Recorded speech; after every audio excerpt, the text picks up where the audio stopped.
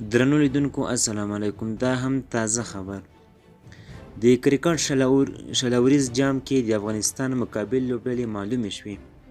د کرکټ د شل نړیوال جام د لومړۍ مرحلې د څلورو غوره لوبډلو له معلومېدو وروسته د افغانستان د کرکټ مخالفې لوبډلې هم معلومې شوې.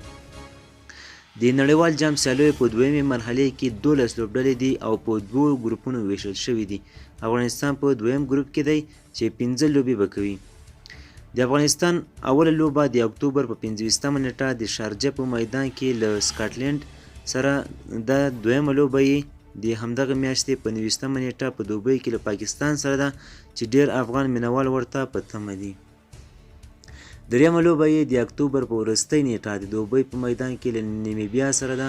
نیمیبیا او سکاټلند دوه هغه ټیمونه دي چې د کرکټ د نړیوال جام له اولې مرحلې څخه یې د 12 لوبډلو مرحلې ته لاره وکړه او دواړه یې د کرکټ د نړیوالې شورا د دویمې درجې غړي دي.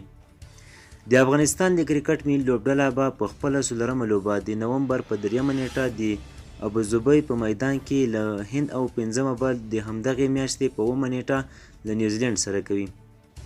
د افغانستان کرکټ لوبډلې په تمریناتي لوبو کې په جنوبي افریقا باندې وبایلله او له ویسټ انډیز څخه یې وګټله.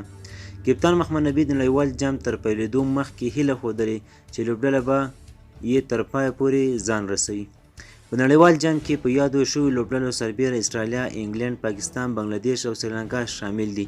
د هر ګروپ د سر 2 لوبډلې به نیمه پایلوبې ته وځي. دوستانو خبر تر همدې ځایه و. د لا زیاتو معلوماتو لپاره زموږ چینل سره سبسکرایب کړئ. مننه.